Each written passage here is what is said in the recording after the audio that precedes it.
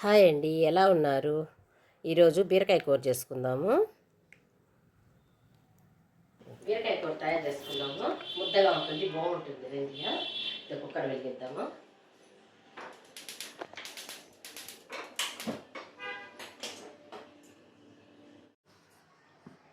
Stove పైన cooker పెట్టుకొని కొద్దిగా ఆయిల్ వేసుకుందాము. ఆయిల్ కాగిన తర్వాత తిరగమాత, కొద్దిగా ఆవాలు, కొద్దిగా జీలకర్ర, కొంచెం పచ్చిశనగపప్పు, ఒక ఎండుమిరపకాయ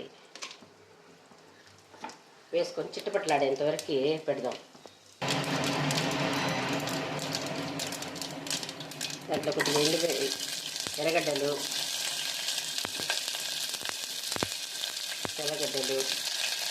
వేసి కొంచెం కలపెట్టేసి కింద పెట్టుకున్నాము స్టవ్ని. కొని తర్వాత మనం తరుక్కున్నాం చూడండి, ఈ ఎండుమిరపకాయలు వేసేద్దాము. మనం తరిగి పెట్టుకుని ఇలా బీరకాయ ముక్కల్ని వాటిని కూడా వేసేద్దాం.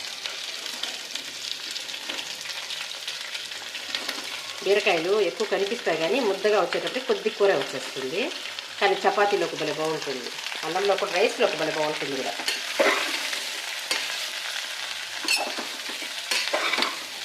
కొంచెంసేపు మగ్గని, కొంచెం మగ్గింది. ఇప్పుడు టమాటాలు వేసి కొంచెం బాగా మగ్గించుకుందాం.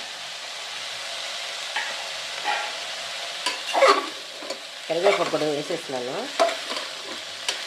కొంచెంసేపు బాగా మగ్గని టమాటా బీరకాయ కొంచెం మగ్గితే ఇప్పుడు కొద్దిగా దాంట్లో పసుపు పొడి వేద్దాము. కొంచెం పసుపు పొడి వేసి కొద్దిసేపు బాగా కలపెడతాం. సాల్ట్ వేసేస్తాం. ఒక స్పూన్ సాల్ట్ వేస్తున్నాము. బాగా కలపెట్టేస్తాము. ఇది తొందరగా అయిపోతుంది అన్నమాట. కుక్కర్లో పెట్టినామనుకో, ఒక విజిల్ ఊరికే వచ్చిందంటేనే ఆపేసేయాలా. ఇది పొద్దున హడావిడిలో ఉంటారు కదా, ఆఫీస్కి వెళ్ళేవాళ్ళు, పిల్లలు క్యారియర్ కట్టేవాళ్ళు, వాళ్ళకంతా తొందరగా బాక్స్లో పెట్టేదానికి కానీ, చపాతీకి తినేదానికి కానీ, దేనికైనా వాళ్ళు తొందరగా అయిపోతుంది, సూపర్గా ఉంటుంది. కొద్దిగా కారం వేసుకుందాము. ఒక ఎండుమిరపకాయ, 2 పచ్చిమిరపకాయలు వేసినాం కదా, ఇలా కొద్ది కారం వేద్దాం. కొంచెం కారము, కొంచెము పసుపు, కొద్దిగా ఉప్పు, కొంచెం 2-3 తెల్లగడ్డలు వేసి మిక్సీ పట్టిన పౌడర్ కూడా వేసేయాలన్నమాట. దీనికి ఇదే టేస్ట్ బాగుంటుంది.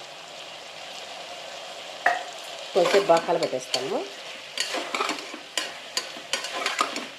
కలబెట్టేసి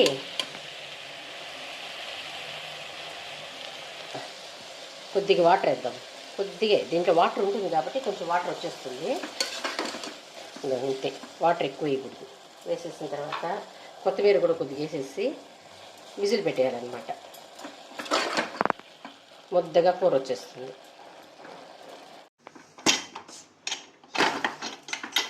అంతే, ఒక్క విజిల్ వస్తేనే ఆపేయాల. గోధుమ పిండి వేసినాము, కొద్దిగా సాల్టు, ఆయిల్